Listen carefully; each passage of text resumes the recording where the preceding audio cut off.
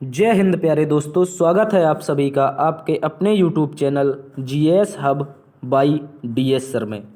तो कैसे हो आप लोग? उम्मीद करता हूँ आप सब अच्छे होंगे। साथ ही आज की श्रृंखला में हम देखने वाले हैं आधुनिक भारत का एक महत्वपूर्ण टॉपिक। क्या देखेंगे? आधुनिक भारत का एक महत्वपूर्ण टॉपिक, जिसमें नाम रहेगा जिसका भारतीय राष्ट्रीय कांग्रेस। क्या रहेगा साथी? भारतीय राष्ट्रीय कांग्रेस इसका नाम रहेगा। देखेंगे इसकी स्थापना कब हुई थी, इसकी स्थापना क्यों हुई थी और कहाँ पर हुई थी, और उसके अधिवेशन कहाँ कहाँ हुए, जहाँ पर आपसे एग्जाम में क्वेश्चन पूछे जाते हैं। आज हम देखेंगे भारतीय राष्ट्रीय कांग्रेस की स्थापना कब हुई थी, क्यों हुई थी, कहाँ पर हुई थी, और उसके सारे के सारे अधिवेशन जो कि बार बार परीक्षाओं में पूछे जाते हैं। तो साथी आज की इस क्लास में कांग्रेस का निपटारा, यानी कि एकदम लल्लन टॉप क्लास होने वाली है और इसमें कांग्रेस का निपटारा होने वाला है। जितने भी प्रश्न आपसे बन सकते हैं एग्जाम में, वो सारे के सारे आज हम यहीं पर डिस्कस करने वाले हैं। तो आप सभी से निवेदन है, आप सभी लोग जुड़े रहेंगे और एक बार से सेशन को दोस्तों में शेयर कर देंगे। साथ ही एक बार से दोस्तों में सेशन को आप लोग शेयर कर देंगे ताकि ज़्यादा से ज़्यादा विद्यार्थियों तक ये क्लास पहुंच सके, और जो भी कंपटीशन के एग्ज़ाम की तैयारी कर रहा है उसके लिए कहीं ना कहीं ये टॉपिक बहुत महत्वपूर्ण है। तो इसके लिए आप हमसे जुड़े रहेंगे। तो करते हैं आज के क्लास की शुरुआत और चलते हैं आज के मोटिवेशन कोट की तरफ। आज का मोटिवेशन कोट जो आपको ऊर्जावान बनाएगा और मंजिल के प्रति जागरूक रखेगा, कह रहा है साथी, लाख दलदल हो पांव जमाए रखिए, लाख दलदल हो पांव जमाए रखिए, हाथ खाली ही सही पर उठाए रखिए, और कौन कहता है छलनी में पानी रुकता नहीं। अक्सर लोग कहते हैं कि छलनी में पानी रुकता नहीं, लेकिन बर्फ़ जमने तक हौसला बनाए रखिए। साथ ही यदि आप बर्फ़ जमने तक का इंतज़ार करेंगे तो गारंटी है ये पानी भी रुकेगा आपकी छलनी में।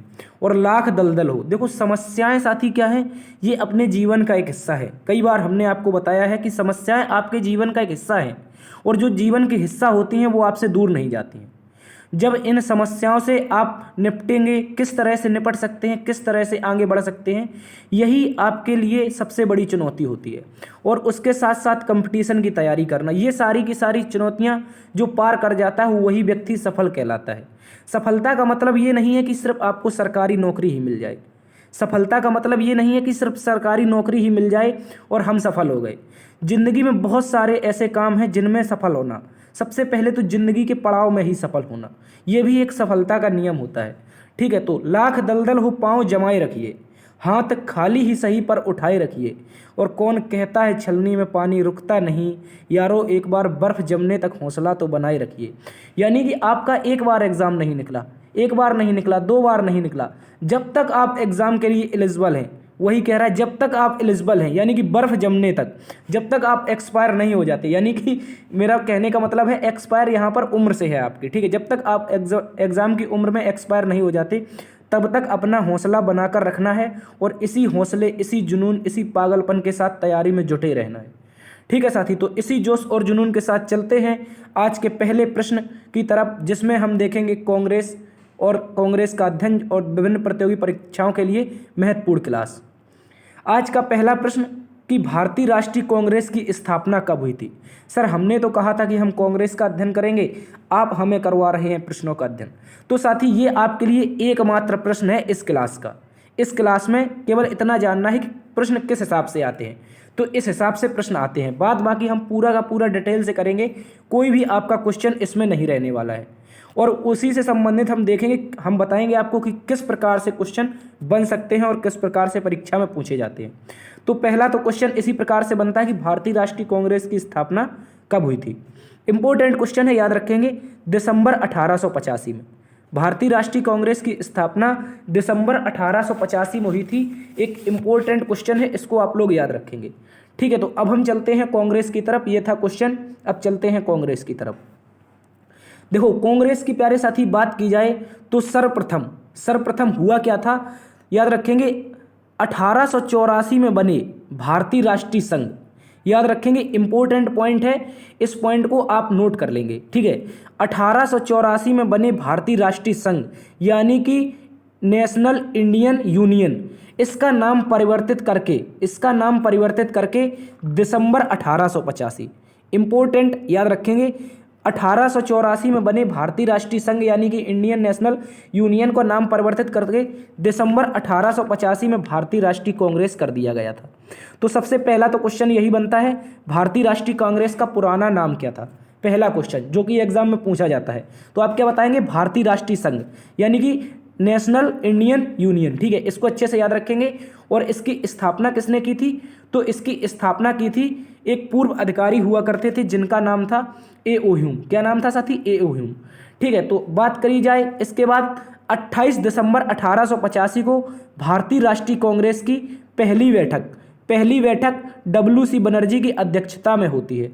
क्या होता है साथी, 28 दिसंबर 1885 को भारतीय राष्ट्रीय कांग्रेस की पहली बैठक कब होती है, तो W.C. बनर्जी की अध्यक्षता में दिसंबर के माह में 1885 में होती है। इसको याद रखेंगे।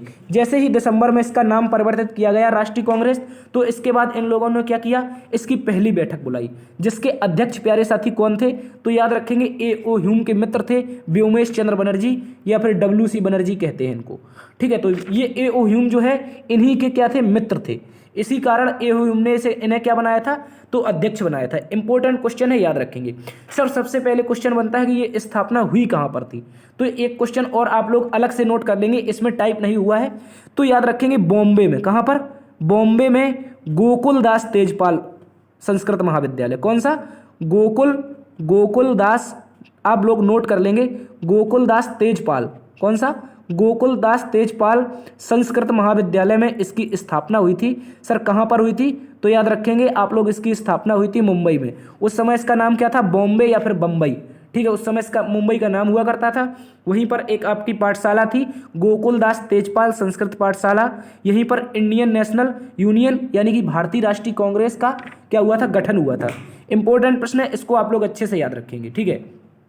इसके अलावा सर देखा जाए तो हमने बताया था आपको कि इसकी स्थापना की किसने थी, तो एक पूर्व आईसीएस अधिकारी हुआ करते थे। कौन हुआ करते थे, याद रखेंगे, एक पूर्व आईसीएस अधिकारी हुआ करते थे और उनका नाम था A.O. ह्यूम। क्या नाम था, A.O. ह्यूम इनका नाम था। क्या नाम था प्यारे साथी, याद रखेंगे, इनका नाम था A.O. ह्यूम। और यही A.O. ह्यूम जो कि आपके स्कॉटलैंड के निवासी थे। कहाँ के थे, स्कॉटलैंड के निवासी थे। ये भी आप लोग नोट कर लेंगे, A.O. ह्यूम जो थे ये कहाँ के निवासी थे, तो प्यारी साथी ये स्कॉटलैंड के निवासी थे, जो कि इंग्लैंड का ही एक हिस्सा है, एक अलग से देश भी अपने आप को मानता है स्कॉटलैंड, ठीक है। और याद रखेंगे जो A.O. ह्यूम है, इन्होंने क्या की थी, इसकी स्थापना की थी साथी, किसकी, कांग्रेस की। तो ये कहाँ पर रहते थे भारत में, जब रिटायर हो गए आईसीएस की वो नौकरी करने के बाद, तो ये कहाँ पर रहते थे, तो इनका निवास था शिमला। क्या नाम था, शिमला, इनका निवास था, यानी कि ये जो थे शिमला में रहते थे। और जब ये शिमला में रहते थे तो इसी कारण इनको शिमला का संत कहा जाता है। क्या कहा जाता है, शिमला का संत। एग्जाम में क्वेश्चन ये भी पूछता है प्यारे साथी कि शिमला का संत निम्नलिखित में से किसे कहा जाता है, तो आप बताएंगे A.O. ह्यूम। A.O. ह्यूम का पूरा नाम था एलन ऑक्टेवियन ह्यूम। क्या नाम था, एलन ऑक्टेवियन ह्यूम इनका पूरा नाम था। शिमला में रहते थे इसलिए शिमला का संत कहते थे। लेकिन प्यारे साथी एक बात और याद रखेंगे कि जो भारतीय राष्ट्रीय कांग्रेस थी, इस समय जब इसका निर्माण हो रहा था तो इस समय भारत का वायसराय कौन था। क्या कह रहा है, जब निर्माण हो रहा था तो भारत का वायसराय कौन था, तो इसको भी याद रखेंगे, लॉर्ड डफरिन वायसराय था। कौन था, लॉर्ड डफरिन। तो इसी क्रम में लाला लाजपत राय ने कहा था कि जो कांग्रेस है ये कांग्रेस लॉर्ड डफरिन के दिमाग की उपज है। क्वेश्चन पूछता है कांग्रेस किसके दिमाग की उपज है, तो लॉर्ड डफरिन के दिमाग की उपज है। यदि आप बड़ी परीक्षा देंगे तो उसमें आपसे पूछेगा किसने कहा था कि जो लॉर्ड डफरिन के दिमाग की उपज है कांग्रेस, ये किसने कहा था, तो आप उसका नाम लगाएंगे लाला लाजपत राय, ठीक है। ये कथन आते हैं, इनको हम लास्ट में डिस्कस करेंगे, ठीक है। तो इतना आपने समझा। इसके बाद चलते हैं हम अगली स्लाइड में। अगली स्लाइड में देखते हैं अधिवेशन जो कि महत्वपूर्ण है। 4 अधिवेशन है, इनके अध्यक्ष जो कि बार बार परीक्षाओं में पूछे जाते हैं।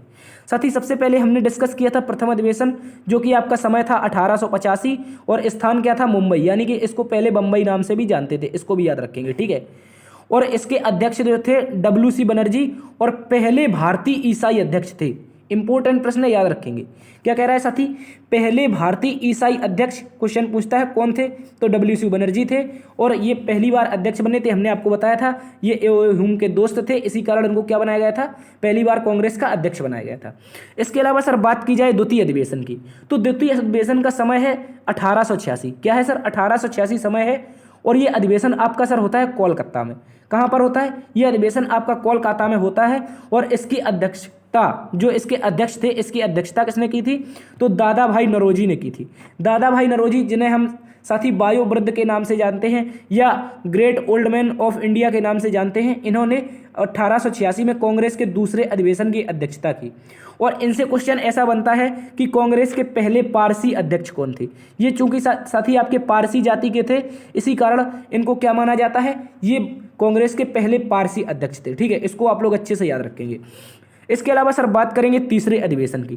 सर तीसरे अधिवेशन की बात की जाए तो इसका समय था 1887, क्योंकि आप सभी को पता होगा, याद रखेंगे, जो कांग्रेस थी ये प्रतिवर्ष एक अधिवेशन करती थी, यानी कि एक समाज बुलाती थी या सभा बुलाती थी कह सकते हैं। ये कब करती थी? तो प्रतिवर्ष दिसंबर के माह में करती थी। इसको आप लोग अच्छे से याद रखेंगे। इसके अलावा इसका स्थान क्या था? तो याद रखेंगे तीसरे अधिवेशन का समय था 1887 और ये हुआ मद्रास में था।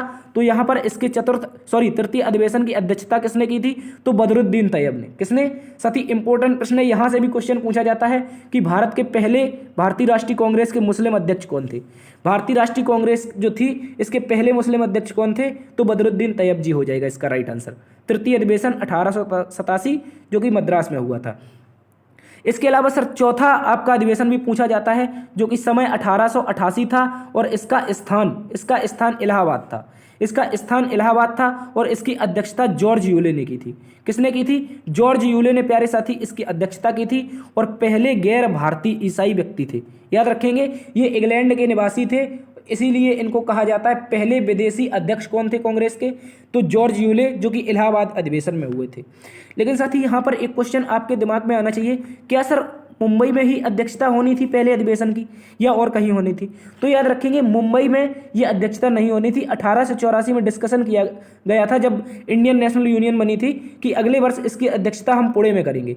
लेकिन साथी 85 यानी कि 1885 में पुणे में प्लेग फैल जाता है, तो इसी कारण इसकी अध्यक्षता के लिए इसको मुंबई ट्रांसफर कर दिया जाता है। ठीक है, यानी कि मुंबई में इसकी सभा की जाएगी इसके लिए, क्योंकि पुणे में प्लेग फैल गया था। पहला अधिवेशन आपका पुणे में होना था, लेकिन प्लेग फैलने के कारण ये नहीं हो पाया। लेकिन एक प्यारे साथी क्वेश्चन यहाँ पर और बनता है, कांग्रेस का नामकरण किसने किया था? क्या क्वेश्चन बनता है कि कांग्रेस का नामकरण किसने किया था? देखो, पहले तो इंडियन नेशनल यूनियन थी, तो इसका नाम किसने किया था? कांग्रेस। तो याद रखेंगे दादा भाई नौरोजी ने सुझाव दिया था, क्यों ना हम इंडियन नेशनल यूनियन यानी भारतीय राष्ट्रीय संघ का नाम बदलकर आप भारतीय राष्ट्रीय कांग्रेस कर दें, यूनियन के स्थान पर कांग्रेस का प्रयोग करें। ये किसने कहा था? तो दादा भाई नौरोजी ने। तो यहाँ से भी क्वेश्चन बनता है, किसने कांग्रेस का नाम बदलकर कांग्रेस किया था? तो याद रखेंगे दादा भाई नौरोजी। ठीक है, चलते हैं अगले स्लाइड की तरफ। अगले स्लाइड में देखेंगे भारतीय राष्ट्रीय कांग्रेस में सर्वाधिक बार अध्यक्ष रहने का रिकॉर्ड दादा भाई नौरोजी और इसके साथ साथ आप याद रखेंगे पंडित जवाहरलाल नेहरू। ये दो व्यक्ति ऐसे थे जिन्होंने सबसे ज़्यादा बार क्या रहे? अध्यक्ष रहे। यानी कि दादा भाई नौरोजी और पंडित जवाहरलाल नेहरू तीनों के तीनों 3 बार अध्यक्ष रहे थे। ठीक है, इसको याद रखेंगे। इसके अलावा बात की जाए, सबसे ज़्यादा समय तक लगातार अध्यक्ष रहने का रिकॉर्ड मौलाना अबुल कलाम आज़ाद के पास है। जो भारतीय राष्ट्रीय कांग्रेस है साथी, ये भारतीय राष्ट्रीय कांग्रेस के सबसे ज़्यादा समय तक, देखो सबसे ज़्यादा बार में अंतर अलग है और सबसे ज़्यादा समय तक अंतर अलग है। मतलब कहने का मतलब है, एक सांस में आपने कितनी रोटी खाई और एक दिन में आपने कितनी रोटी खाई। यानी कि दिन में आप 4 बार खाएंगे तो कम से कम 4 मिला के 16 खा जाएंगे, लेकिन आप एक बार में खाएंगे तो मुश्किल से 4 खा पाएंगे। तो इसका ये दोनों का दोनों अंतर अलग है। यानी कि सबसे सर्वाधिक बार रहने का समय, यानी कि सर्वाधिक बार कितने टाइम तक रहे, ये टाइम की पूछी जाए यानी कि समय तक पूछी जाए तो मौलाना अबुल कलाम हो जाएगा। लेकिन सर्वाधिक बार पूछ ले तो दादा भाई नौरोजी और पंडित जवाहरलाल नेहरू, ये दोनों के दोनों 3 बार अध्यक्ष रहे थे। ठीक है, इसके अलावा एक क्वेश्चन और बनता है, भारतीय क्रांतिकारी आपने नाम सुना होगा बाल गंगाधर तिलक का। बाल गंगाधर तिलक एकमात्र ऐसे व्यक्ति थे साथी जो कभी भी भारतीय राष्ट्रीय कांग्रेस के अध्यक्ष नहीं रहे। क्वेश्चन यहाँ से भी बना था एक बार बिहार पीसीएस में कि वह कौन सा व्यक्ति था जो एक बार भी कांग्रेस का अध्यक्ष नहीं रहा। तो ये सबसे चर्चित चेहरा है, इसलिए याद रखेंगे बाल गंगाधर तिलक कभी भी ये अध्यक्ष नहीं रहे। हालांकि 1907 में यहाँ पर एक प्रयास हुआ था सूरत अधिवेशन में कि बाल गंगाधर तिलक को अध्यक्ष बनाया जाए, लेकिन ऐसा नहीं हुआ था। ठीक है, और यही कारण था कि कांग्रेस नरम दल और गरम दल में अलग अलग टूट गई थी। ठीक है, तो याद रखेंगे बाल गंगाधर तिलक कभी भी क्या नहीं रहे, तो याद रखेंगे अध्यक्ष नहीं रहे। ठीक है, इसके अलावा क्वेश्चन और पूछा जाता है, जब भारत आज़ाद हुआ, क्या पूछा जाता है सर, जब भारत आज़ाद हुआ तो इस समय कांग्रेस के अध्यक्ष कौन थे, क्या है इस समय कांग्रेस के अध्यक्ष कौन थे, तो याद रखेंगे जेबी कृपलानी। प्यारे साथी, कौन, जेबी कृपलानी इस समय अध्यक्ष थे जब भारत आज़ाद हुआ। और आज़ादी के बाद कौन बने, तो आज़ादी के बाद पहले कांग्रेस के अध्यक्ष बने थे डॉक्टर राजेंद्र प्रसाद। कौन बने थे, डॉक्टर राजेंद्र प्रसाद। और ये भी क्वेश्चन याद रखेंगे, जबकि सबसे कम उम्र में, देखो समय पूछा जाए, लगातार सर्वाधिक बार यानी लगातार समय तक सबसे ज्यादा कौन रहे, तो मौलाना अबुल कलाम आजाद रहे। और सबसे कम उम्र का पूछा जाए, क्या पूछा जाए, सबसे कम उम्र का, क्या पूछा जाए, सबसे कम उम्र में कौन रहा, तो ये भी आपका आंसर मौलाना अबुल कलाम आजाद हो जाएगा। लगभग आपके ये सबसे कम उम्र लगभग 35 साल की उम्र में अध्यक्ष बन गए थे। ठीक है, इसको भी आप लोग याद रखेंगे। ठीक है, तो चलते हैं अगले स्लाइड की तरफ। अब साथी कुछ हम महत्वपूर्ण अधिवेशन देखेंगे। अभी तक तो ये बात थी जो वनडे एग्जाम में पूछा जाता है, एग्जाम बहुत ज़्यादा क्वेश्चन, एक वन लाइनर क्वेश्चन इनसे आप निकाल सकते हैं जो अभी तक हमने देखा है। ठीक है, इसके अलावा हम देखेंगे महत्वपूर्ण अधिवेशन, जो कि ये भी आपके वनडे एग्जाम में बहुत ज़्यादा पूछे जाते हैं। कौन सा अधिवेशन पहली बार राष्ट्रीय गीत गाया गया था, कौन सा अधिवेशन में गांधी जी ने पहली बार अध्यक्षता की, कौन से अधिवेशन में गांधी जी ने पहली बार भाग लिया। इस तरह से बहुत सारे क्या पूछे जाते हैं आपसे, वन लाइनर क्वेश्चन पूछे जाते हैं।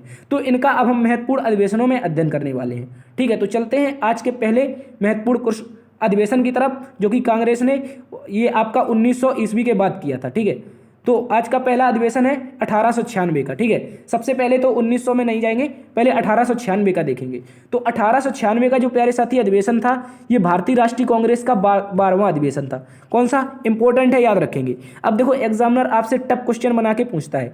पहले पूछता था किस अधिवेशन में राष्ट्रीय गान गाया गया, तो बता देते थे 96। लेकिन अब पूछेगा कौन से नंबर के अधिवेशन में राष्ट्रीय गान गाया गया, तो आप लोग याद रखेंगे 12वें क्रम का था। कौन से क्रम का साथी, 12वें क्रम का अधिवेशन था। इस अधिवेशन की अध्यक्षता की थी रहमतुल्लाह साहनी ने। किसने, रहमतुल्लाह साहनी नामक व्यक्ति थे, इनके द्वारा इस अधिवेशन की अध्यक्षता की जाती है, जो कि कहां पर होता है, कोलकाता में। लिखा है यहां पर कांग्रेस का 1896 का कोलकाता अधिवेशन।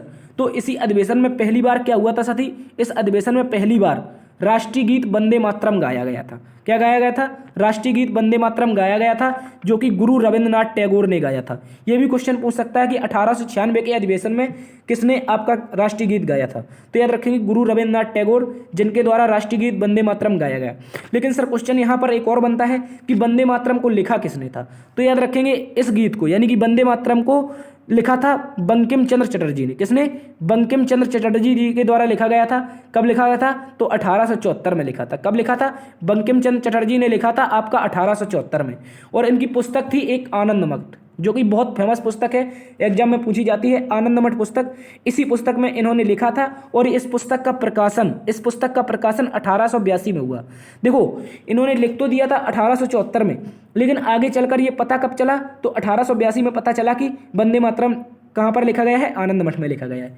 ठीक है, और आनंद मठ पुस्तक जो है ये आपके सन्यासी विद्रोह इसी में मिलता है, जो कि 1770 से लेकर 1820 तक चला था भावानंद सरस्वती सन्यासी के द्वारा। ठीक है, तो आनंद मठ पुस्तक की बात की जाए, क्वेश्चन पूछ लेगा इसके बारे में, कब प्रकाशन हुआ, तो 1882। इसके अलावा ज़्यादा टफ पूछेगा तो पूछेगा इसकी भाषा क्या है। इस पुस्तक की भाषा है प्यारे साथी बंगाली। ठीक है, इसको भी याद रखेंगे। तो कांग्रेस के 1896 के 12वें अधिवेशन में रहमतुल्लाह साहनी की अध्यक्षता में पहली बार राष्ट्रीय गीत वंदे मातरम गुरु रविंद्रनाथ टैगोर जी के द्वारा गाया गया था। ठीक है, इसको आप लोग याद रखेंगे। चलते हैं अगले प्रश्न की तरफ। अगला प्रश्न कह रहा है भारतीय राष्ट्रीय कांग्रेस का 1901 का कोलकाता अधिवेशन। ये सर क्यों इंपॉर्टेंट हो जाता है, तो सर इस कोलकाता अधिवेशन में क्या हुआ था, गांधी जी ने पहली बार कांग्रेस में भाग लिया था। क्या लिया था, जो महात्मा गांधी जी थे इन्होंने पहली बार कांग्रेस की किसी मीटिंग में भाग लिया था। इंपॉर्टेंट प्रश्न है सर, क्या है, तो याद रखेंगे महात्मा गांधी जी ने पहली बार भाग लिया था। सर हमने तो सुना था कि गांधी जी 1893 में अफ्रीका चले गए थे, 1915 में लौटे थे, तो फिर आप इनको यहाँ पर भारत क्यों बुला रहे हैं, तो याद रखेंगे ये भारत आए थे एक विशेष काम के तहत, विशेष काम के तहत भारत आए थे। और याद रखेंगे इसी दौरान महात्मा गांधी जी ने कांग्रेस के आपके कोलकाता अधिवेशन में क्या लिया था, भाग लिया था। ठीक है, इसको याद रखेंगे। इसके अलावा गांधी जी अफ्रीका वापस चले गए थे। ठीक है, फिर भी ये भी याद रखेंगे ये कहाँ गए थे? अफ्रीका वापस चले गए थे, यानी कि या फिर कह सकते हैं ये 1901 में राष्ट्रीय कांग्रेस के अधिवेशन में भाग लेने अफ्रीका से आए हुए थे, ये भी कह सकते हैं। तो ठीक है, इसको याद रखेंगे। इस कांग्रेस के अधिवेशन में क्या हुआ? तो गांधी जी ने कहा था कि इसमें गरीबों पर ध्यान केंद्रित किया जाए। इसमें गांधी जी थोड़ी देर के लिए बोले, लेकिन वो घबरा गए, फिर ज़्यादा नहीं बोल पाए, लेकिन उन्होंने इतना जरूर कहा था कि गरीबों पर ध्यान केंद्रित किया जाए, यानी कि गरीबों की समस्याओं को हल करने के लिए प्रयास किया जाए। ठीक है, तो इसमें क्वेश्चन पूछेगा कि गांधी जी ने पहली बार स्पीच किस अधिवेशन में दिया था? तो गांधी जी ने 1901 के कोलकाता अधिवेशन में। ठीक है, इसको याद रखेंगे। इसके अलावा एक क्वेश्चन और पूछता है, सर 1901 का जो कोलकाता अधिवेशन था इसकी अध्यक्षता किसने की थी? ये क्वेश्चन याद रखेंगे। दीनसा बाचा, दीनसा बाचा ने इसकी अध्यक्षता की, जो कि मोहम्मद अली जिन्ना का ससुर था। किसका? मोहम्मद अली जिन्ना के ससुर थे दीनसा बाचा, इनके द्वारा इसकी अध्यक्षता की गई थी 1901 के कांग्रेस अधिवेशन की। ठीक है, तो चलते हैं अगले प्रश्न की तरफ। यदि आपको क्लास पसंद आ रही है तो एक बार से दोस्तों में सेशन को शेयर जरूर करेंगे, ताकि ज़्यादा से ज़्यादा विद्यार्थियों को इस क्लास का फायदा पहुंच सके। ठीक है, तो अगला अधिवेशन है हमारा 1907 का सूरत अधिवेशन। देखो, हमने आपको थोड़ी सी हिंट दी थी अभी थोड़ी देर पहले, तो यही 1907 का अधिवेशन है, जिसमें आपके उदारवादी और जो आपके उग्रवादी थे ये अलग हुए थे। देखो प्यारे साथी, ये तो हर किसी को पता होगा कि गरम दल और नरम दल 1907 में अलग हो गए। ठीक है, जो भी कंपटीशन की तैयारी कर रहा है उसको तो पता ही होगा कि 1907 का जो आपका सूरत अधिवेशन था, इसमें गरम दल नरम दल अलग हुए। लेकिन इसका कारण क्या था? इसमें गरम दल नरम दल अलग क्यों हुए? क्वेश्चन ये भी तो बनना चाहिए, हो सकता है एग्जामिनर अगली बार पूछ ले। तो याद रखेंगे, इसमें क्या हुआ था, हमने आपको बताया था, गरम दल के नेता चाहते थे कि कांग्रेस की अध्यक्षता पहली बार लोकमान्य तिलक जी करें, यानी कि बाल गंगाधर तिलक को, जो गरम दल के नेता थे, चाहते थे इनको अध्यक्ष बनाया जाए। परंतु उदारवादी जो नेता थे, इन्होंने ऐसा नहीं होने दिया। इसी कारण यहाँ पर बहुत ज़्यादा हाथापाई मारपीट हुई, और यहाँ पर फिरोज शाह मेहता को एक कोल्हापुरी नामक स्थान है महाराष्ट्र में, यहीं से एक जूता प्रसिद्ध है, वहाँ पर फेंक के किसी ने मार दिया था, जो कि फिरोज शाह मेहता भारत के एक बड़े बिजनेसमैन थे। इसी कारण यहाँ पर गरम दल और नरम दल दोनों अलग हो गए थे। ठीक है, तो याद रखेंगे, इसमें इसकी अध्यक्षता पूछ लेगा। इसके बाद की किसने थी? तो याद रखेंगे, उदारवादी नेता थे, यानी कि नरम दल के नेता थे, जिनका नाम था डॉक्टर रास बिहारी घोष। क्या नाम था? रास बिहारी घोष के द्वारा इसमें क्या की जाती है साथी? इसकी अध्यक्षता की जाती है 1907 के कांग्रेस अधिवेशन की। यानी कि जब जो कांग्रेस के नरम दल गरम दल अलग हुए थे, ठीक है, तो इसमें 1907 का अधिवेशन था। अध्यक्ष कौन थे? रास बिहारी बोस। ठीक है, कारण क्या था? तो हमने आपको बता दिया, लोकमान्य तिलक अध्यक्ष बनना चाहते थे, लेकिन उदारवादियों ने इन्हें बनना नहीं दिया। ठीक है, तो चलते हैं अगले अधिवेशन की तरफ। अगला अधिवेशन कांग्रेस का 1916 का अधिवेशन। साथी, कांग्रेस का 1916 का एक ऐसा अधिवेशन था, इंपॉर्टेंट इसलिए हो जाता है क्योंकि हमने अभी आपको बताया 1907 में बहुत ज़्यादा हाथापाई जूता चप्पल बजने के बाद, यानी कि पिटने के बाद, ये कांग्रेस के गरम दल नरम दल अलग हुए।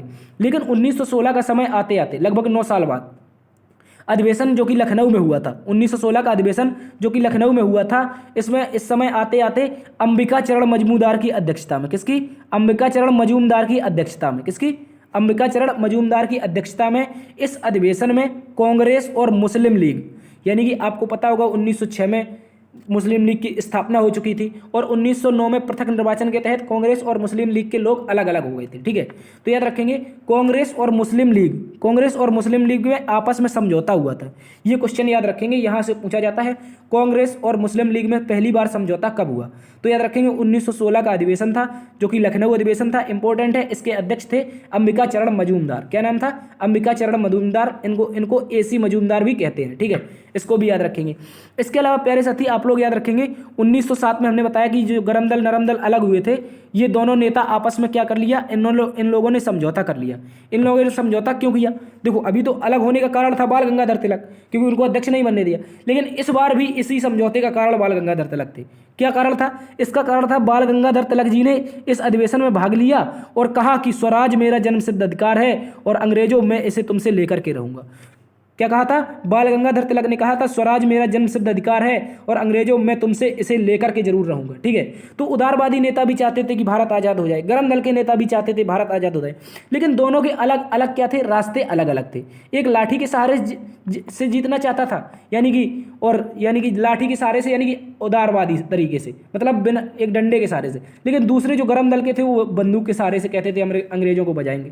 ठीक है, तो इस तरह से ये नहीं हो पा रहा था। लेकिन जब बाल गंगाधर तिलक ने 1916 के अधिवेशन में कहा लखनऊ में कि स्वराज मेरा जन्मसिद्ध अधिकार है और मैं तुमसे इसे लेकर के जरूर रहूंगा। तो इसी के साथ इन दोनों की एक एकता बन गई, यानी कि हम भी चाहते हैं भारत आज़ाद हो, तुम भी चाहते हो भारत आज़ाद हो, इसलिए क्यों ना हम आपस में समझौता करके एक बार फिर से मित्र बन जाते हैं। तो 1907 में हुआ झगड़ा 1916 में जाके समाप्त हो गया और यहाँ पर गरम दल और नरम दल क्या हो गए, एक हो गए। ठीक है, इसको आप लोग अच्छे से याद रखेंगे। और इसी के साथ कांग्रेस और मुस्लिम लीग भी एक हो चुकी थी। ठीक है, तो चलते हैं अगले स्लाइड की तरफ, अगले अधिवेशन की तरफ। अगला अधिवेशन था अगले साल ही 1917 का अधिवेशन, जो कि कोलकाता में हुआ था। कहाँ पर सर? जो कि 1917 का अधिवेशन था, ये आपका कोलकाता में हुआ था। इंपॉर्टेंट है, क्यों इंपॉर्टेंट है? तो पहली बार इसकी अध्यक्षता किसी महिला के द्वारा की गई थी। 1917 का अधिवेशन पहली बार इसकी अध्यक्षता प्यारे साथी किसी महिला के द्वारा की गई थी। ठीक है, इसको याद रखेंगे। सर वह कौन सी महिला थी? तो याद रखेंगे श्रीमती एनी बेसेंट। कौन थी? श्रीमती एनी बेसेंट जी के द्वारा 1917 के अधिवेशन में, जो कि कोलकाता में हुआ था, इसकी अध्यक्षता की गई। ठीक है, इसको आप लोग अच्छे से याद रखेंगे। क्या सर इसके अलावा भी कोई महिला ने अध्यक्षता की है? तो याद रखेंगे इसके बाद कुल मिलाकर के जो भारतीय राष्ट्रीय कांग्रेस है, इसके 3 अधिवेशन में, यानी कि 3 बार महिलाओं के द्वारा अध्यक्षता की गई थी। सर कौन कौन सी 3 महिला? हमें तो 2 के बारे में ही पता है। तो याद रखेंगे पहली बार तो 1917 में एनी बेसेंट जी। इसके अलावा 1925 में भारतीय राष्ट्रीय कांग्रेस का अधिवेशन हुआ था कानपुर में। कहाँ पर? कानपुर में। और इसी कानपुर में सरोजिनी नायडू, जो कि उत्तर प्रदेश से आती थी, इनके द्वारा इसकी अध्यक्षता की गई थी। ठीक है, इसको याद रखेंगे। कानपुर अधिवेशन में सरोजिनी नायडू ने अध्यक्षता की। इसके अलावा सर तीसरी महिला थी 1933 के अधिवेशन में। कब के? 1933 के अधिवेशन में तीसरी बार महिला अध्यक्ष का चुनाव हुआ। और इस चुनाव में साथी जीता कौन था? तो याद रखेंगे नेली सेनगुप्त। कौन थी? नेली सेनगुप्त इस समय क्या बनी थी? अध्यक्ष बनी थी। तो कांग्रेस का जो इतिहास रहा है आज़ादी से पहले जो भी था, उसमें 3 महिलाओं ने अध्यक्षता की थी, जिनमें से पहली एनी बेसेंट थी, दूसरी सरोजिनी नायडू थी 1925 में बनी थी, और तीसरी 1933 में नेली सेनगुप्त बनी थी। इनको भी आप लोग अच्छे से याद रखेंगे। ठीक है, चलते हैं अगले अधिवेशन की तरफ, जो कि एक महत्वपूर्ण अधिवेशन है और बार बार एग्जाम में पूछा जाता है। अगला अधिवेशन है 1920 का कांग्रेस का नागपुर अधिवेशन।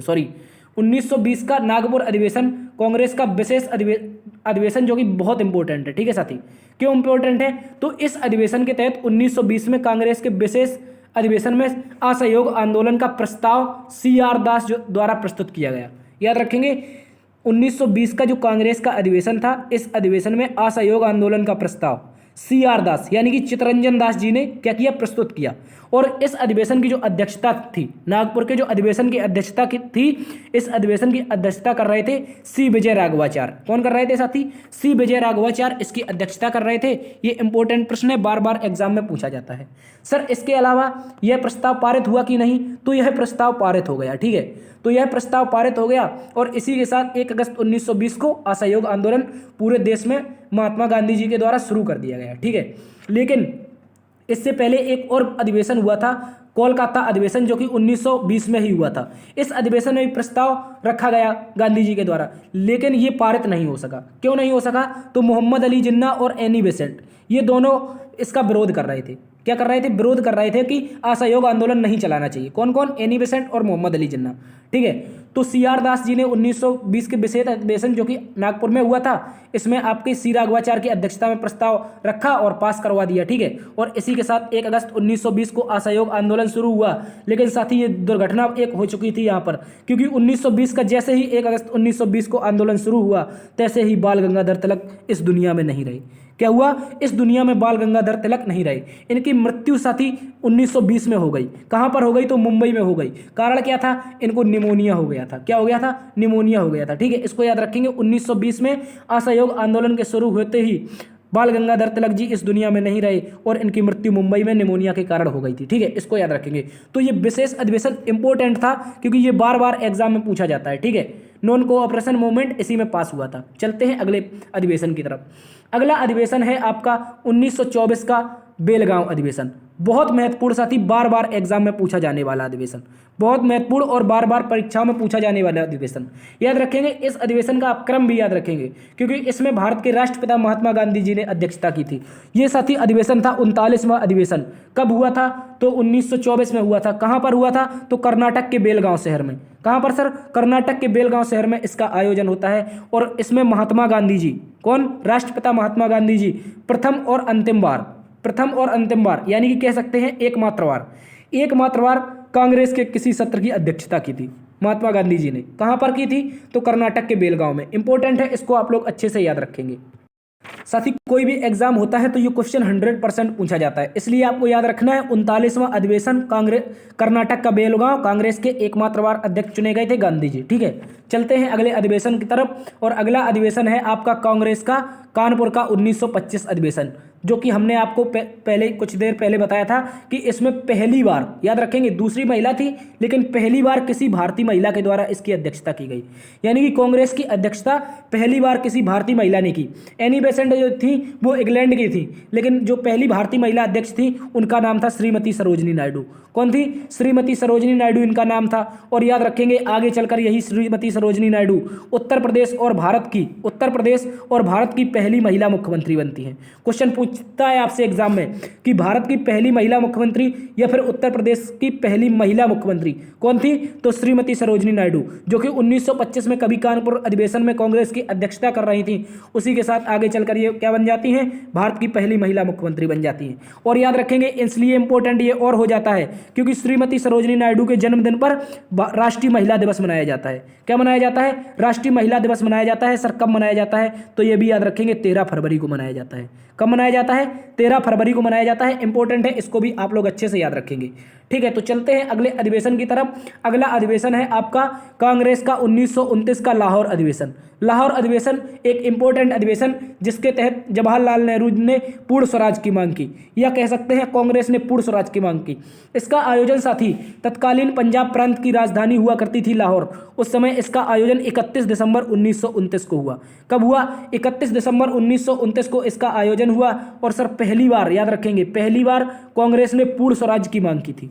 सर पूर्ण स्वराज की मांग का मतलब क्या है? तो यहां पर पूर्ण स्वराज से मतलब है कि हमें पूरा देश हमारा चाहिए और अंग्रेजों अब आप भारत छोड़कर चले जाइए, तुम्हारी यहां पर कोई जरूरत नहीं है। ठीक है, याद रखेंगे यही वो अधिवेशन था जहां पर पंडित जवाहरलाल नेहरू पहली बार कांग्रेस की अध्यक्षता कर रहे थे एक युवा नेता के रूप में। और 1930 तक इन्होंने आज़ादी का लक्ष्य रख दिया था। 26 जनवरी 1930 यानी कि मात्र 26 दिनों का इन्होंने 26 दिनों का मोहलत दी थी अंग्रेजों को कि जाओ छोड़कर चले जाओ। लेकिन अंग्रेज तो क्या थे? ढीठ थे, यानी कि बेशरम थे, वो छोड़कर नहीं गए। ठीक है, इनकी मांग क्या हो गई? ठुकरा दी गई। ठीक है, तो याद रखेंगे इसका भी कोई विशेष प्रभाव नहीं पड़ा अंग्रेजों पर, परंतु याद रखेंगे इसमें पहली बार अध्यक्षता किसने की थी? तो पंडित जवाहरलाल नेहरू ने। ये क्वेश्चन पूछता है पंडित जवाहरलाल नेहरू पहली बार कांग्रेस के अध्यक्ष कब बने? तो 1929 के लाहौर अधिवेशन में। इसके अलावा एक क्वेश्चन और यहाँ पर पूछता है कि कांग्रेस ने पूर्ण स्वराज की मांग कब की? क्या पूछता है सर? आपसे पूछता है कांग्रेस के द्वारा पूर्ण स्वराज की मांग कब की गई थी? तो याद रखेंगे ये कांग्रेस के द्वारा पूर्ण स्वराज की मांग 1929 के लाहौर अधिवेशन में की गई थी। ठीक है, तो चलते हैं अगले अधिवेशन की तरफ जो कि 1931 में कराची में हुआ था। कहां पर? 1931 का अधिवेशन था जो कि कराची में हुआ था। इससे पहले आपको बता दूं साथी कि जब 1930 की जो घटना थी, हमने आपको बताया था कांग्रेस ने 1929 में पूर्ण स्वराज की मांग कर दी थी, तो 1930 में कांग्रेस का कोई अधिवेशन नहीं हुआ। याद रखेंगे एकमात्र साल जिसमें कांग्रेस का कोई अधिवेशन नहीं हुआ आज़ादी के बाद से, सॉरी आज़ादी से पहले, तो वो था 1930। इसमें आपका कांग्रेस का एक भी अधिवेशन नहीं हुआ 1930 में। ठीक है, याद रखेंगे। तो इसके बाद 1929 के बाद अगला अधिवेशन होता है 1931 जो कि तत्कालीन कराची में हो रहा था। कहां पर? सिंध प्रांत की राजधानी थी कराची, यानी कि जो कि वर्तमान पाकिस्तान में पड़ती है। कहां पर? पाकिस्तान में। और इस कराची अधिवेशन की अध्यक्षता कर रहे थे सरदार वल्लभ भाई पटेल। कौन? साथी यहीं पर क्वेश्चन पूछता है कि सरदार वल्लभ भाई पटेल ने कांग्रेस के कराची अधिवेशन की अध्यक्षता कब की? तो याद रखेंगे 1931 में की थी। इंपॉर्टेंट प्रश्न है, इसको याद रखेंगे। इसके अलावा सर एक क्वेश्चन यहाँ पर बहुत अच्छा से पूछा जाएगा जो कि कोई स्टेट PCS या UPSC भी पूछ सकता है। ठीक है, या CGL की परीक्षा पूछ सकती है। तो याद रखेंगे इस अधिवेशन में पहली बार मौलिक अधिकार और आर्थिक नीति का प्रस्ताव पारित हुआ था। क्वेश्चन याद रखेंगे प्यारे साथी कि पहली बार मौलिक अधिकार, जो कि आज आप फंडामेंटल राइट के बारे में जानते हैं, अनुच्छेद 12 से 35 के बीच में। तो पहली बार मौलिक अधिकार की चर्चा कब हुई थी? तो 1931 का कराची अधिवेशन था जो कि आपका सरदार वल्लभ भाई पटेल की अध्यक्षता में हो रहा था। सर कब हो रहा था? तो 1931 में हो रहा था। कहाँ हो रहा था? कराची में हो रहा था। अध्यक्ष कौन थे? सरदार वल्लभ भाई पटेल। पहली बार मौलिक अधिकारों की बात की गई और आर्थिक नीति का प्रस्ताव, यानी कि आर्थिक रूप से भी भारतीयों का विकास किया जाए, ये सारे की सारी प्रस्ताव किसने रखे थे? तो कांग्रेस ने इस अधिवेशन में प्रस्ताव रखे थे। ठीक है, और इस अधिवेशन में महात्मा गांधी जी को कांग्रेस के कार्यकर्ताओं द्वारा काले झंडे दिखाए गए। सर इसका कारण क्या था? क्योंकि 5 मार्च 1931 को गांधी इरविन समझौता होता है और इस इरविन समझौते में गांधी जी से एक इरविन जो कि भारत का वायसराय था उस समय, गांधी जी से एक चाल खेल जाता है। गांधी जी ने कहा था जो भी क्रांतिकारी हैं उनको आज़ाद कर दिया जाए। तो इरविन ने कहा था जो राष्ट्रीय आंदोलन में आपके साथ आज प्रस्ताव कर रहे हैं, यानी कि जो आपके लिए आपकी नज़र में दोषी हैं, उनको छोड़कर बाद बाकी सभी को हम रिहा कर देंगे। और आपको पता होगा भगत सिंह, सरदार भगत सिंह और आपके भगत सिंह और आपके कौन थे, इसके अलावा थे राजगुरु और सुखदेव। इन तीनों को क्या हुआ, इन तीनों पर इन लोगों ने क्या कर दिया, मुकदमा सिद्ध कर दिया कि ये लोग आरोपी हैं, इन लोगों ने लाहौर षड्यंत्र किया था। ठीक है, तो इसी के तहत इन लोगों को गांधी जी नहीं बचा पाए। हालांकि गांधी जी ने बहुत प्रयास किया था कि इन लोगों को बचा लिया जाए, इरविन से कहा था, बार बार प्रेशर में डाल रहे थे, लेकिन ऐसा नहीं हो सका। तो आपको पता ही होगा कि 23 मार्च 1931 को सरदार भगत सिंह और इसके साथ साथ आपके कौन थे, आपको अभी बताया था, सरदार भगत सिंह, राजगुरु, सुखदेव, इन तीनों को फांसी हो जाती है। इसके तहत ही गांधी जी से पूरे भारत देश नाराज हो गया था, क्योंकि लोग कहते थे कि तुमने गांधी जी इरविन के साथ समझौता 3 भारत के नौजवानों को देकर के किया है, यानी कि इन तीनों को मौत की फांसी से नहीं बचा पाए।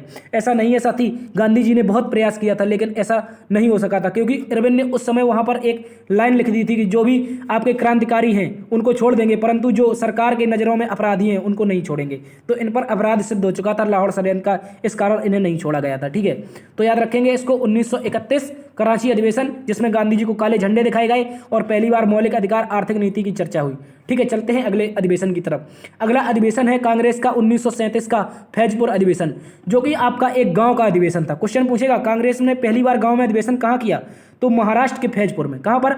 महाराष्ट्र का एक फैजपुर नामक गांव था, यहीं पर कांग्रेस पहली बार गांव में अधिवेशन करती है। और इस अधिवेशन की भी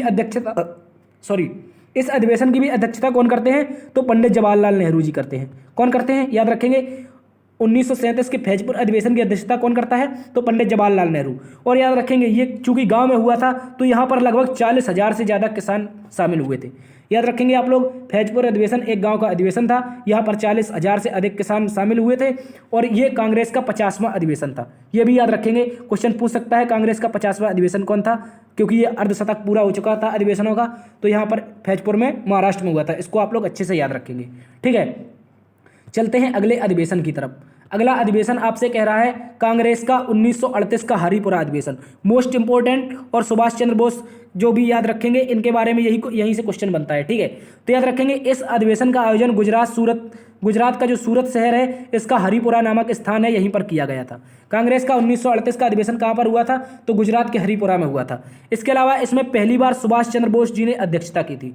साथी, पहली बार सुभाष चंद्र बोस जी ने अध्यक्षता की थी और इसी अधिवेशन के दौरान कांग्रेस समाजवाद और साम्यवाद, इंपॉर्टेंट प्रश्न है, याद रखेंगे। यहीं पर क्वेश्चन आपसे पूछता है स्टेट प्रीसीएस लेवल परीक्षा में कि समाजवाद और साम्यवाद का उदय किस अधिवेशन में हुआ था, तो याद रखेंगे 1938 के हरिपुरा अधिवेशन में। यहाँ पर कांग्रेस 2 विभागों में बट गई, यानी कि समाजवाद की तरफ, एक साम्यवाद की तरफ। पहले गरम दल नरम दल थे, वो अलग प्रक्रिया थी, लेकिन अच्छी परीक्षाएं होंगी उनमें पूछेगा कांग्रेस समाजवाद और साम्यवाद का उदय कांग्रेस में कब हुआ, तो 1938 के हरिपुरा अधिवेशन में हुआ था, जो कि आपका अधिवेशन सुभाष चंद्र बोस की अध्यक्षता में कहाँ पर हो रहा था, हरिपुरा गुजरात में हो रहा था। ठीक है, इसको याद रखेंगे। इसके अलावा चलते हैं अगले अधिवेशन की तरफ, जो कि 1939 का त्रिपुरी अधिवेशन है। कौन सा? 1939 का कांग्रेस का त्रिपुरी अधिवेशन।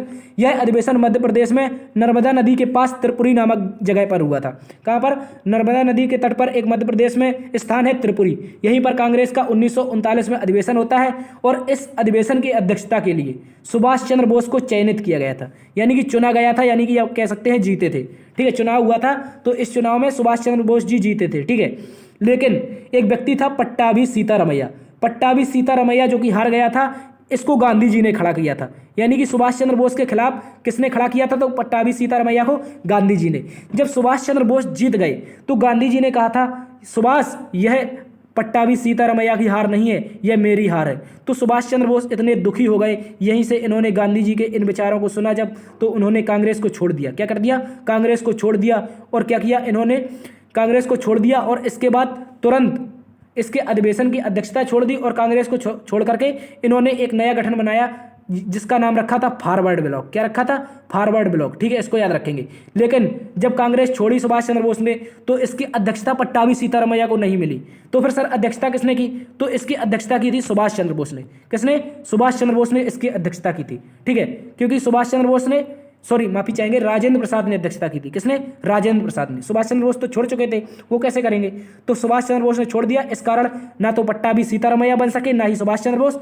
बना कौन? तो डॉक्टर राजेंद्र प्रसाद। ये याद रखेंगे आप लोग। ठीक है, चलते हैं अगले अधिवेशन की तरफ। अगला अधिवेशन है कांग्रेस का रामगढ़ अधिवेशन, और यहां से लगभग कांग्रेस का अधिवेशन समाप्ति की ओर चलते हैं। ठीक है, याद रखेंगे। 1940 का जो रामगढ़ का अधिवेशन था, इस अधिवेशन को वर्तमान झारखंड राज्य में किया गया था, जो कि वर्तमान झारखंड है। आप यहीं पर रामगढ़ पड़ता है, यहीं पर इसका अध्यक्ष बना था मौलाना अबुल कलाम आज़ाद। कौन बने थे? मौलाना अबुल कलाम आज़ाद। ठीक है, इसको याद रखेंगे। तो मौलाना अबुल कलाम आज़ाद बने थे इसके अध्यक्ष। ठीक है, 1940 का रामगढ़ अधिवेशन था, और ये अध्यक्ष कब तक रहे? तो 1946 तक रहे। ठीक है, याद रखेंगे, 1946 तक ये कांग्रेस के अध्यक्ष रहे। ठीक है, इसके अलावा एक छोटा सा अधिवेशन होता है, वो नेशनल कांग्रेस लेवल का नहीं था, परंतु कांग्रेस के 2-4 व्यक्तियों ने मिलाकर किया था। तो इस अधिवेशन को 1942 में हुआ था मुंबई में। कहाँ पर? बम्बई में। इसको मुंबई नाम से जाना जाता है। तो यहाँ पर अधिवेशन हुआ था, इसमें पंडित जवाहरलाल नेहरू जी ने भारत छोड़ो आंदोलन का प्रस्ताव पारित किया था। ठीक है, ये भी याद रखेंगे। तो क्वेश्चन यहाँ से भी पूछेगा कि भारत छोड़ो आंदोलन का प्रस्ताव किस कांग्रेस के अधिवेशन में पारित हुआ? तो इसका राइट आंसर हो जाएगा आपका मुंबई अधिवेशन, जो कि 1942 में हुआ था। ये विशेष अधिवेशन था। ठीक है, इसकी अध्यक्षता सुभाष चंद्र बोस ने की थी, लेकिन कांग्रेस के इस समय अध्यक्ष कौन थे? तो मौलाना अबुल कलाम आजाद थे। हमने आपको बताया था 1940 से लेकर के 46 तक भारतीय राष्ट्रीय कांग्रेस के अध्यक्ष मौलाना अबुल कलाम आजाद रहे, जो कि इनका सबसे लंबा कार्यकाल था। किसी व्यक्ति जो कि सबसे लंबे कार्यकाल तक रहा तो यही थे, सबसे युवा भी यही थे, इनको भी याद रखेंगे। ठीक है, चलते हैं अगले प्रश्न की तरफ। अगला प्रश्न हमसे पूछा जाता है कि कांग्रेस को किसने क्या कहा। अब हम चलते हैं अंतिम प्रश्नों की तरफ, जिनमें क्वेश्चन पूछा जाता है कांग्रेस को किसने क्या कहा था। ठीक है, तो इसमें सबसे पहले याद रखेंगे आप लोग, आज़ादी के बाद कांग्रेस को खत्म कर देना चाहिए। ये कथन है, ये कथन है। इनमें किसके कैसे कथन है जो एग्जाम में बार बार पूछे जाते हैं। ठीक है, तो किसने कहा था कि आज़ादी के बाद कांग्रेस को खत्म कर देना चाहिए? तो आप लोग याद रखेंगे महात्मा गांधी जी ने कहा था कि कांग्रेस को आज़ादी के बाद खत्म कर देना चाहिए। इसके अलावा आप याद रखेंगे ए.ओ. ह्यूम स्वतंत्रता का पुजारी है और कांग्रेस की बर्बादी पर आंसू बहा रहा है। ऐसा किसने कहा था कि जो एलन ऑक्टेवियन ह्यूम है ये स्वतंत्रता का तो पुजारी है, परंतु जब कांग्रेस की बर्बादी देख रहा है तो आंसू बहा रहा है। तो साथी ऐसा कहा था लाला लाजपत राय ने। किसने? लाला लाजपत राय ने कहा था। इसको भी याद रखेंगे। ठीक है, तो चलते हैं अगले प्रश्न की तरफ, मतलब अगले स्लाइड की तरफ। अगले स्लाइड में कह रहा है कांग्रेस पदों की भूखी है। किसने कहा था कि कांग्रेस पदों की भूखी है? तो याद रखेंगे बंकिम चंद्र चटर्जी। क्या नाम है? बंकिम चंद्र चटर्जी, या फिर इन्हीं को कहते हैं बंकिम चंद्र चट्टोपाध्याय, जिन्होंने कहा था कांग्रेस पदों की भूखी है। इसके अलावा सर एक क्वेश्चन और बनता है। क्या बनता है? एक क्वेश्चन बनता है, किसने कहा था कांग्रेस भीख मांगने वाली संस्था है? इंपॉर्टेंट है, याद रखेंगे। किसने कहा था कांग्रेस भीख मांगने वाली संस्था है? ये एग्जाम में पूछा जाता है। तो याद रखेंगे जो अरविंदो घोष थे, ये भी गरम दल के नेता थे। इन्होंने कहा था कि कांग्रेस जो है ये भीख मांगने वाली संस्था है। ठीक है, इसको भी याद रखेंगे। इसके अलावा किसने कहा था कि कांग्रेस मौत की घड़ियां गिन रही है, मेरे दिल की इच्छा है मैं उसकी मौत में सहयोग करूं? किसने कहा था कांग्रेस मौत की घड़ियां गिन रही है और मेरे दिल की इच्छा है कि मैं इसकी मौत में सहयोग करूं? तो ऐसा कहने वाला था लॉर्ड कर्जन। कौन था? उस समय वायसराय हुआ करता था कर्जन, इसके द्वारा कहा गया था। लेकिन एक और बात एक व्यक्ति ने कही थी कि किसने कहा था वर्ष में एक बार मेढक की तरह टर्राने से आज़ादी नहीं मिलेगी। तो आप सभी पता है ये ऐसे शब्द जो कहेंगे वो सारे के सारे गरम दल के नेता कहेंगे। कौन? गरम दल के नेता। और गरम दल के नेता में सबसे प्रमुख नेता थे बाल गंगाधर तिलक। इन्होंने कहा था कांग्रेसियों से कि वर्ष में एक बार यदि मेढक की तरह टर्राओगे तो इससे आपको आज़ादी नहीं मिलेगी, इसलिए आपको पुरजोर तरीके से मेहनत करनी होगी। ठीक है, तो चलते हैं अगले प्रश्न की तरफ। अगले में कह रहा है कि किसने कहा था कांग्रेस की स्थापना 3 दिन का तमाशा है? किसने कहा था प्यारे साथी कांग्रेस की स्थापना 3 दिन का तमाशा है? तो ऐसा कहने वाला व्यक्ति था अश्वनी दत्त। कौन था? अश्वनी दत्त व्यक्ति था जिसके द्वारा कहा गया था कांग्रेस 3 दिन का तमाशा है। ठीक है, इसको भी आप लोग अच्छे से याद रखेंगे। इसके अलावा क्वेश्चन कहेगा कि कांग्रेस डफरिन के दिमाग की उपज है। ये सबसे पहले हमने डिस्कस किया था शुरुआत में ही। किसने कहा था कांग्रेस डफरिन के दिमाग की उपज है और अंग्रेजों के सुरक्षा का कपाट है? यानी कि डफरिन ने इसको बना दिया है जिससे अंग्रेजों की तरफ भारतीय जो आंदोलनकारी हैं इनका नेतृत्व न जाए, ये कांग्रेस में ही उलझे रहे। ठीक है, लेकिन इसको कहाँ पता था डफरिन को कि ये जो कांग्रेस है ये आगे चलकर अंग्रेजों पर ही भारी पड़ जाएगी। ठीक है, तो याद रखेंगे कांग्रेस डफरिन के दिमाग की उपज है और अंग्रेजों की सुरक्षा का कपाट है। तो ऐसा किसने कहा था? तो ये भी कहने वाले व्यक्ति थे लाला लाजपत राय। ठीक है, इनको भी आप लोग अच्छे से याद रखेंगे। ठीक है, और इसके अलावा और क्वेश्चन पूछता है किसने कहा था कांग्रेस उन लोगों का नेतृत्व करती है जिनकी संख्या कम है? किसने कहा था कांग्रेस उन लोगों का नेतृत्व करती है जिनकी संख्या कम है। तो आप लोग याद रखेंगे ऐसा कहने वाला कौन था, डफरिन था। ठीक है, इंपॉर्टेंट है, याद रखेंगे। इसके अलावा एक क्वेश्चन और पूछेगा, कांग्रेस अंग्रेजों द्वारा बनाई गई एक पूर्व योजना है। ऐसा कौन व्यक्ति था जिसके द्वारा कहा गया था कांग्रेस अंग्रेजों द्वारा बनाई गई एक पूर्व योजना है। तो याद रखेंगे रमेश चंद्र दत्त, जो कि महान इतिहासकार हुए, ऐसा इनके द्वारा कहा गया था। ठीक है, इनको याद रखेंगे। चलते हैं अगले स्लाइड की तरफ। अगला कह रहा है कांग्रेस डफरिन की देन है। ये किसने कहा था? देखो वहां पर हमने देखा था कांग्रेस डफरिन के दिमाग की उपज है, लेकिन यहां पर क्या कह रहा है कांग्रेस डफरिन की देन है। तो ऐसा कहने वाला व्यक्ति कौन था? व्योमेश चंद्र बनर्जी था। कौन था प्यारे साथी?